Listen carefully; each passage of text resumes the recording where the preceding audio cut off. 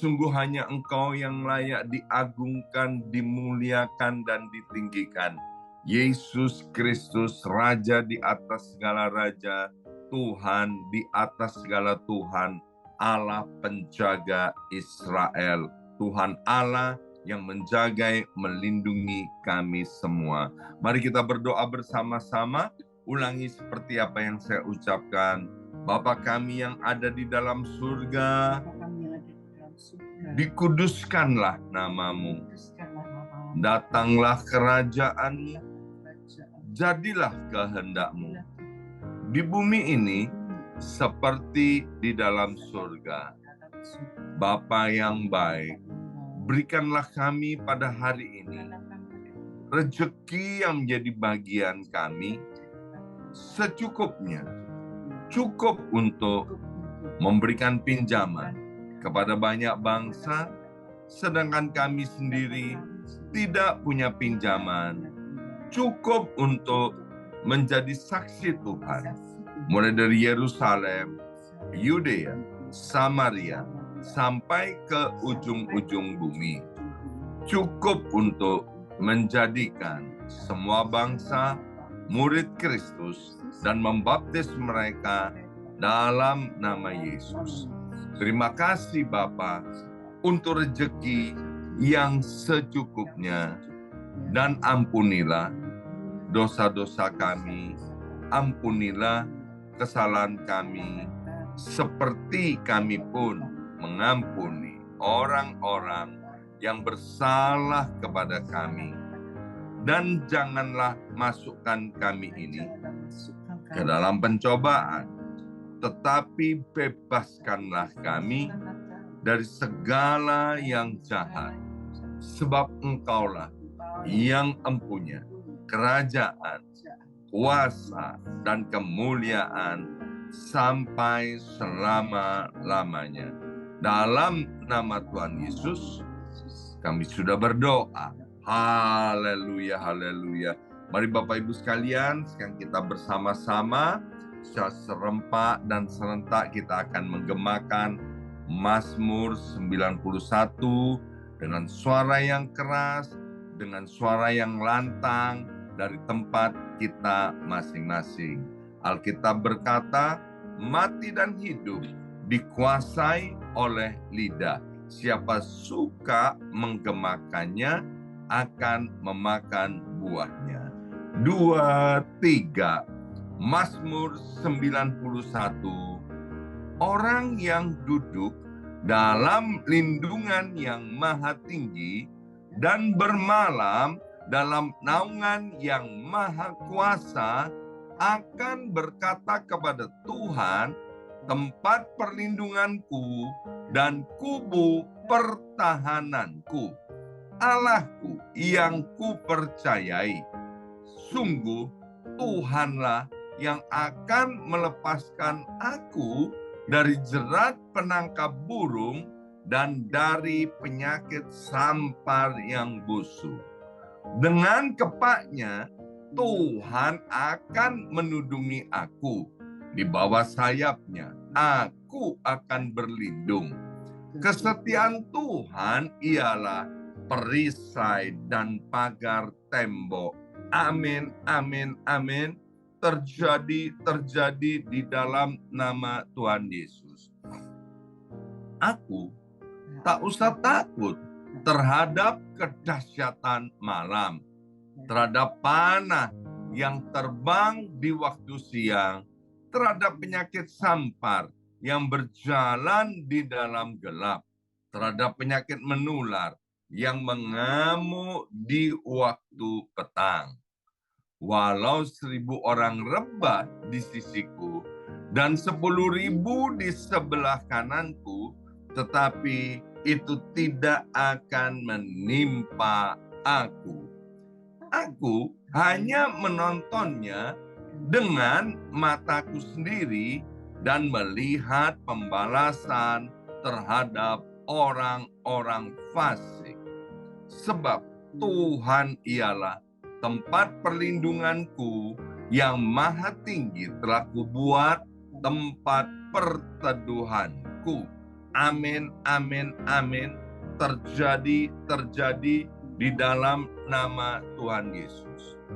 Malapetaka tidak akan menimpa aku, dan tulah tidak akan mendekat kepada kemahku.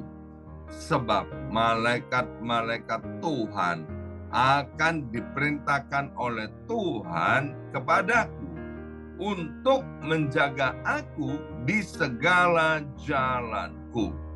Para malaikat Tuhan akan menatang aku di atas tangannya, supaya kakiku jangan terantuk kepada batu. Singa dan ular tedung akan aku langkai. Aku akan menginjak anak singa dan ular naga. Amin, amin, amin. Terjadi, terjadi di dalam nama Tuhan Yesus. Terima kasih Bapa. Sungguh hatiku melekat kepada Tuhan, maka Tuhan akan meluputkan aku, Tuhan akan membentengi aku, sebab aku mengenal nama Tuhan. Bila aku berseru kepada Tuhan, Tuhan akan menjawab. Tuhan akan menyertai aku dalam kesesakan. Tuhan akan meluputkan aku dan memuliakan aku. Dengan panjang umur akan Tuhan kenyangkan aku, dan akan Tuhan perlihatkan kepadaku keselamatan daripadanya. Amin, amin, amin. Terjadi, terjadi di dalam nama Tuhan Yesus. Kami mengucap syukur ya Aba ya Bapa, untuk kesehatan dan anugerah-Mu selalu baru dalam hidup kami. Dan pada saat ini Tuhan, kami mendapatkan kesempatan yang indah untuk kami diberkati oleh kebenaran firman Tuhan. Berkati hamba firman-Mu, Ibu Pendeta Hana Istati Rahayu. Pakai mulut lidah bibirnya untuk menyampaikan isi hati Bapa kepada setiap kami. Dalam nama Yesus, yang siap mendengarkan firman Tuhan, angkat jempolnya ke depan. Katakan amin 3 kali. Amin, amin, amin. Salam kebangkitan, salam penuaian. Semangat pagi. Semangat pagi. Semuanya semangat pagi. Apa kabarnya Bapak Ibu semuanya? Luar biasa. Luar biasa. Senang sekali hari ini Selasa 7 Mei 2024. Kembali kita akan dilayani oleh hambanya yang diurapi oleh Tuhan, Ibu Pendeta Hana Istati Rahayu. Silakan Bu Jim, waktu dan tempat untuk Ibu Jim. Ya, selalu semangat pagi ya. Kita akan merenungkan kebenaran firman Tuhan, yaitu bagaimana cara hidup yang diberkati. Saudara, untuk kita hidup yang diberkati, mencapai hidup yang diberkati, kita harus memperhatikan cara hidup kita. Ya, nggak bisa kalau cara hidup kita ngawur, terus kita diberkati. Jadi untuk diberkati, kita harus memperhatikan cara hidup kita. Karena hidup ini adalah sebuah perjalanan melewati waktu, ya, dan waktu nggak bisa berhenti, waktu nggak bisa kembali, waktu nggak bisa diulang. Hal yang terpenting diperhatikan dalam hidup kita sebagai orang percaya, di dalam waktu-waktu kita jalani ini, kita harus sungguh-sungguh bangun dan berjaga-jaga. Kenapa kita perlu dua hal ini? Bangun dan berjaga-jaga. Efesus 5 ayat 14 berkata, itulah sebabnya dikatakan, bangunlah hai kamu yang tidur, dan bangkitlah dari antara orang mati, karena Kristus akan bercahaya atas kamu. Supaya Kristus bisa bercahaya atas kita, maka kita tidak boleh menjadi orang Kristen yang tidur. Kadang orang tidak sadar kalau kerohaniannya itu tertidur. dia anggap masih oke, ya, masih ke gereja, ya, masih dengar khotbah, masih ikut pelayanan, tapi sebenarnya rohaninya tertidur, kerohaniannya tidak oke, ya. Secara kelihatannya dari luar masih oke, tapi kerohanian di dalam tidak oke karena tertidur. Firman Tuhan mengatakan, bangunlah hai kamu yang tidur. Itu merupakan ajakan dari Paulus kepada jemaat di Efesus yang dia panggil sebagai anak-anak terang. Jadi sebagai anak-anak terang kita harus bangun dari tidur, sadar identitas kita sebagai anak terang yang sudah ditebus.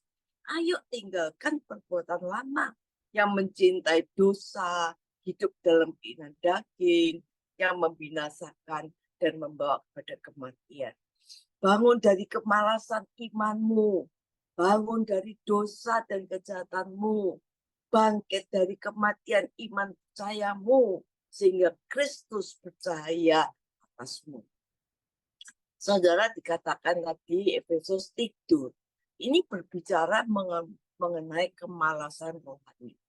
Jadi kita berada di kemalasan rohani. Maka kalau hidup kita ada di kemalasan rohani, maka kita akan menuju kepada kematian rohani. Jika kehidupan rohani kita mati, maka kita tidak akan mempunyai pengharapan lagi. Banyak orang Kristen menjalani hidupnya seperti mereka tertidur, bahkan rohaninya mati. Mereka tidak tahu apa yang sedang terjadi dalam hidupnya. Oleh karena itu dikatakan, perhatikan dengan seksama bagaimana kita hidup. Satu kali datanglah malaikat Tuhan kepada Zakaria dan berbicara demikian. Lalu dibangunkanlah aku, kata Zakaria, seperti seorang yang dibangunkan dari tidurnya. Saudara, dikatakan malaikat membangunkan dia dan dia berkata seperti orang dibangunkan dari tidurnya. Berarti dia tidak tidur secara jasmani karena dia bilang seperti dibangunkan. Berarti yang dibangunkan oleh malaikat itu adalah spiritnya, yaitu rohnya. Karena malaikat itu kan spirit, roh. Malaikat mau kasih lihat, tapi dia tidak bisa lihat, spiritnya tertidur. Maka spirit itu harus dibangunkan supaya kita bisa melihat dan apa yang Tuhan bisa kasih lihat pada kita. Kadang-kadang kita tidak bisa melihat apa yang Tuhan berikan pada kita. Kita tidak pernah bisa melihat berkat Tuhan yang diberikan pada kita. Kita nggak bisa lihat pertolongan yang Tuhan berikan pada kita. Karena kita sedang tidur. Ada hal-hal yang Tuhan ingin kasih lihat pada kita. Tapi kita tidak bisa lihat karena kita tidak bisa melihat pertolongan Tuhan. Iman kita mati, pengharapan kita mati, hidup kita gelap, dan Kristus tidak percaya dalam hidup kita. Saudara, oleh karena itu jangan sampai ada spirit kita tertidur. Artinya kita nggak lagi tajam rohani kita nggak lagi kita nggak lagi wake up. Yesaya 61 mengatakan arise and shine. Ya. Kita harus bangkit dari depresi rohani kehidupan kita. Terkadang menghadapi keadaan hidup yang kita jalani, itu bisa membuat kita stres dan depresi. Itu yang mempengaruhi keadaan spirit kita. Kita membuat kita tidak semangat. Tanpa bisa kita tertidur spiritnya. Apalagi kita kadang-kadang tidak on fire. Kita dengar khotbah, ikut doa, itu cuma satu rutinitas ya, ke gereja sebagai kewajiban. Tidak ada sesuatu yang timbul menggairahkan dalam hidup kita. Seperti Tuhan tegur pada jemaat di Efesus, kamu telah meninggalkan kasih yang mula-mula. Kita nggak lagi on fire, saudara. Saudara, ada tekanan di tengah keluarga, tekanan dalam hidup kita. Businessman yang alami tekanan, ya, menghadapi kegoncangan dunia yang penuh tekanan. Bahkan firman Tuhan berkata akhir zaman akan terjadi satu tetanik kehidupan, masa-masa yang sulit dan sukar. Sampai Yesus berkata, di saat itu masihkah ada iman di bumi? Banyak persoalan yang harus kita hadapi, kita lewati. Karena itu kita perlu bangun dan berjaga-jaga. Supaya apa? Supaya masih ada iman kita di tengah-tengah penderitaan yang akan ada di goncangan di dunia ini. Saudara, manusia bisa lihat yang dari luar, ya kelihatannya oke. Tapi kadang-kadang dalam kita ini nggak oke. Karena tuh kita mesti wake up, berjaga-jaga. Kalau kita sakit, kita perlu pertolongan dokter. Dan hidup ini kita perlu Yesus. Minta pertolongan dia. Dia penolong dalam kesesakan. Sungguh sangat terbaik. Firman Tuhan dikatakan dalam Mazmur, aku melayangkan mataku ke gunung-gunung. Di mana datangnya pertolongan. Pertolongan hanya ada dalam Yesus Kristus. Saudara, hidup ini bukan soal kenyamanan. Melainkan hidup yang bersama Kristus itu adalah sumber kenyamanan. Karena hidup kita bukan karena kita ini berhubungan dengan wifi, ya, berhubungan dengan segala di dunia ini. Tapi hubungan kita yang sejati adalah hubungan yang ada di dalam Yesus Kristus. Apa yang bisa membuat orang terpikir? Satu, penderitaan. Penderitaan bisa membuat orang terpikir. Contohnya istrinya Ayub. Sudah terbiasa nyaman. Ayub diberkati luar biasa. Sampai suatu ketika ada sesuatu wabah yang dialami oleh keluarga Ayub, mana Ayub mengalami sakit penyakit, anaknya mati semua, peliharaannya mati. Makanya sampai istri Ayub bilang sama suaminya, dikatakan, masihkah kamu menyembah Tuhan? Untuk itu, saudara. Imannya sudah nggak ada, saudara. Omongannya sudah lain. Tapi Ayub seorang yang tetap konsisten pada Tuhan. Dia katakan, kamu perempuan gila, saudara.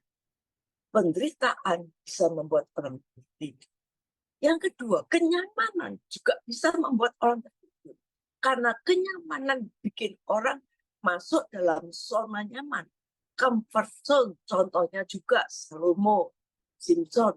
Karena kenyamanannya, kekayaannya, ya, kekuatannya, dia masuk dalam satu comfort zone yang enak. Dan di tengah-tengah kenyamanan itu ada banyak sekali jebakan-jebakan yang paling banyak ditemukan. Di dalam kenyamanan masuk dalam hidup kita jadi enak. Hal yang sama, umpamanya kita lihat pada waktu dulu pandemi kan orang-orang ke gereja online. Orang sudah terbiasa online, merasa nyaman, ya gereja di rumah, ya nggak ngasih persembahan, ya lihat online sambil makan, nggak serius, sambil tidur dan sebagainya. Ya. Orang jadi nyaman hingga akhirnya mereka malas untuk ke gereja.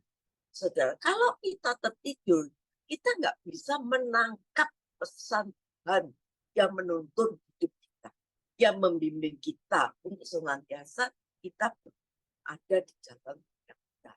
Kalau kita tidak bisa menangkap pesan Tuhan, seringkali kita jalannya miring ke kiri dan ke kanan. Dan akhirnya kita tidak berjalan di jalannya Tuhan. Dan kita menjadi orang Kristen yang liar, hidupnya sembarangan, sehingga janji Tuhan yang berkata apa yang kamu kerjakan menjadi berhasil, tidak menjadi kenyataan dalam hidup kita. Karena jalan kita miring ke kiri dan ke kanan. Saudara, sejarah perjalanan hidup kita inilah yang harus kita perhatikan. Karena apa? Karena ini yang membawa waktu kita pulang ke rumah Bapa. Dan ini yang menentukan hidup kegagalan. Jadi isi hidupmu dengan yang baik, itu yang harus kita bertanggungjawabkan. Selain bangun, hidup kita harus berhati-hati. Amsal 4 ayat 23 berkata, jagalah hatimu dan segala kewaspadaan, karena disitulah terpancar kehidupan. Jagalah hatimu dan segala kewaspadaan, artinya salah satu dalam hidup kita harus kita jaga. Jangan sembrono itu. Saudara, ketidakhati-hatian itu banyak menjerumuskan orang. Tidak hati-hati dalam memilih pasangan hidup. Saudara, kita bisa terjerumus.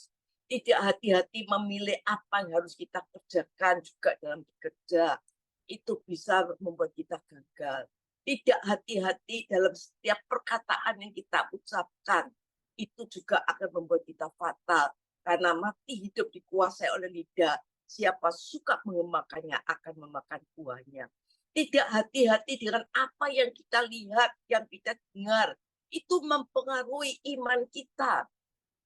Saudara, tidak hati-hati dapat menghasilkan hal-hal yang sangat berbahaya dalam hidup kita. Tidak hati-hati dalam kekristenan, saudara. Pelan-pelan, saudara, kita akan mundur dari Tuhan. Kita tidak akan bisa melihat realitas Tuhan, kehadiran Tuhan dalam hidup kita. Kita tidak bisa melihat pertolongan Tuhan. Oleh karena itu, Tuhan memberikan firman Tuhan sebagai rambu-rambu dalam kehidupan kita. Supaya kita tidak jatuh dan terjerumus di tengah-tengah dunia yang bengkok ini. Hidup kita sering mengalami jatuh bangun. Karena kita sering cuek, ya, melanggar firman Tuhan.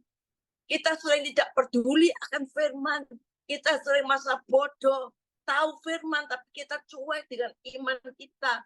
Kita merasa sering masa bodoh dan kekristenan kita. Mau nggak mau ya beginilah saya. Saudara, nggak bisa, saudara.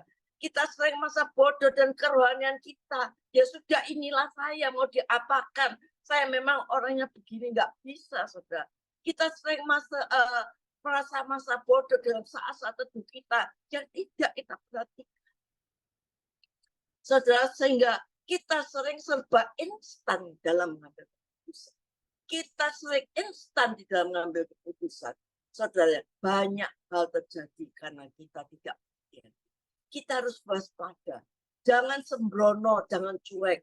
Jaga hatimu. Banyak orang yang tidak peduli dengan hatinya, tetapi lebih peduli dengan kondisi dompetnya. Karena dari hatilah terpancar kehidupan. Artinya, kualitas hidupmu sangat ditentukan oleh kualitas hatimu. Oleh karena itu, jangan sembrono dengan hati. Oleh karena itu, hati harus betul-betul dijaga. Kalau tidak dijaga, akan salah langkah. Setiap orang, setiap keadaan, setiap situasi akan menaburkan benih-benih di dalam hati. Dan kita harus waspada. Benih yang mana yang boleh masuk di hati kita? Benih yang mana yang tidak boleh masuk di dalam hati kita? Apalagi yang kita simpan dalam hati kita. Banyak di hari-hari ini orang Kristen yang tidak waspada hidupnya. Tidak peka dengan apa yang ada di sekitar kita.